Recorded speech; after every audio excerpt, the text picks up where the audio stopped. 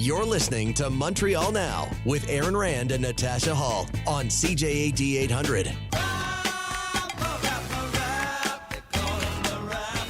All right, that is Jim Mennie over at the Montreal Gazette. Jim, don't know if you just heard the news, the clip from Francois Legault. I believe Jason Mayoff, in talking about the tuition hike story, used the word suggestion now for what Francois Legault is calling that tuition hike. So it is something we suggested to them.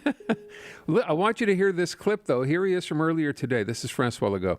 First, do they agree that in the last 20 years we've seen a decrease in the presence of French, especially in Montreal? Do we agree on that? Do we agree that we have to change this trend?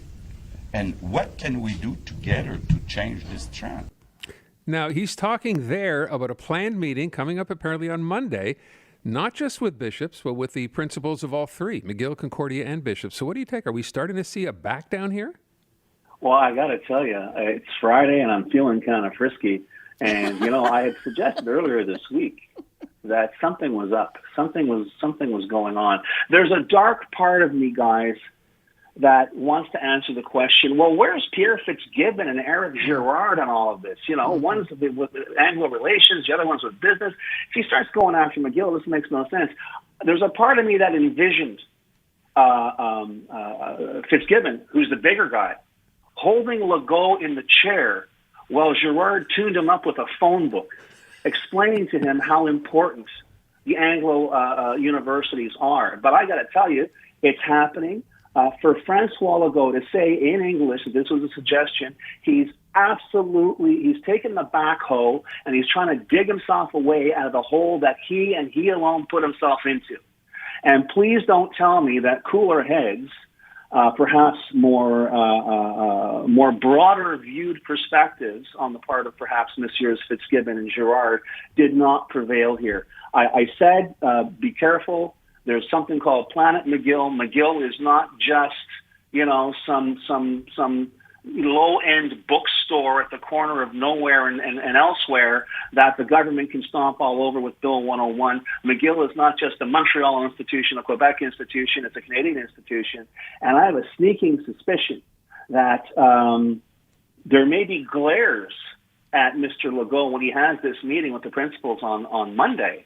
But I don't think he's going to go in there with any kind of moral advantage. I think right now what we just heard was a request from the Premier of Quebec to the principals of these universities saying, can you think of a relatively face-saving way for me to get this off my back? Because I have a zillion other problems to deal with. Yes, I know I created this, but just throw me a bone and I'll get everybody out of this, and hopefully we won't be talking about this by Christmas. Mm-hmm. I can't imagine, and I think, yeah, you're probably right. I'm starting to feel the same thing. I'm just wondering what that bone might look like, Jim, Can we saw off the 17,000 and say 12,000? Is that what you were imagining here? Bump it by 10%, bump it by 15%. Give it a bump so the remaining columnists over at TVA won't accuse me of being soft on the English. Yeah. But give me something, and we'll all walk away from this, as we like to say sometimes in politics, and nobody gets hurt. It's like, let's just find a way to get me out of this. And as I say, he'll never admit that he put himself into this, but it's exactly what he did. And I got to tell you guys, this was news to me when I tuned in and I heard the news of Jason and I heard Legault actually saying this. I had that suspicion already, as you guys know. I mentioned it. But today, to hear the the deputy premier of Quebec, Geneviève Guilbault, who's the transport minister, who a week ago today was saying, I'm not going to give you a penny more than 20% to cover your deficits for the transport agencies. Now turn around and says, well, I'll cover 70% of the first year, but we'll do an audit. She talks tough and all this. I'll attach all these strings to it. But the bottom line is they're discovering you can't shoot your mouth off on Wednesday with absolutely empty threats and expect them to hold up beyond, a week or two. Yeah. I knew that this stuff, this kind of bullying doesn't work. People won't stand for it. Francophone Quebecers won't stand for it. That message was made clear. It's not in Jean Talon, then certainly in the poll that came out. So I really think somebody sat down Francois Legault and said, listen, henceforth, we got another 3 years of this. You keep this up, we'll be in negative numbers even before the election. So let's smarten up. Let's choose our challenges. Let's choose our problems. And can you imagine, this week we're talking about $100 billion for hydro, and yet with this major project, and yet here's the government of Quebec trying to chip away at what, a certain sector, a small sector of the society perceives as a remnant of the oppressive Anglo regime that once used to have its boot on the neck of Quebec. Absolutely ridiculous. And we're seeing it fall apart before our very eyes.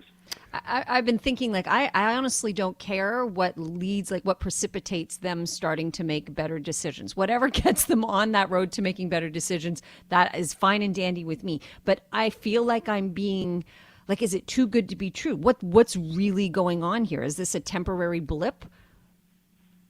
No, I don't think so. I think reality is setting in. We've mentioned how this government for the past 5 years spent most of those years in wearing the robes of savior during the pandemic. But when real life intervened, we discovered that they're not very good at any of this.